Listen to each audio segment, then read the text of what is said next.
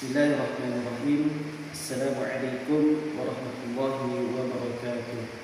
Perkenalkan, nama saya Lukman, NIM 0582 30138, Prodi Pendidikan Agama Islam UPBGJ 47 Pontianak. Di sini saya akan membacakan Al-Quran untuk memenuhi tugas mata kuliah tahsin Al-Quran pada sesi ketiga. Saya akan membacakan Al-Quran surah Al-A'raf ayat 1-3 untuk materi sukun dan tanwin, kemudian Quran surah Al-Ikhlas untuk qalqalah. A'udzu billahi minasy syaithanir rajim. Bismillahirrahmanirrahim.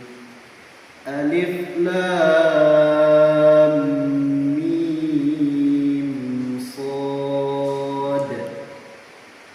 Kitabun unzila ilaika fala yakun fi sadrika harajun minhu litunzira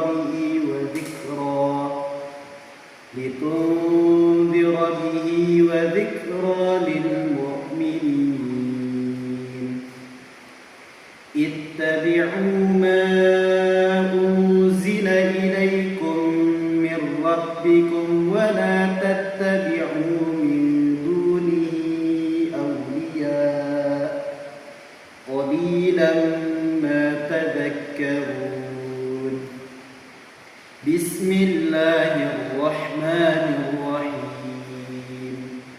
Qul huwallahu ahad, Allahus samad, lam yalid wa lam yulad wa lam yakul lahu kufuwan ahad.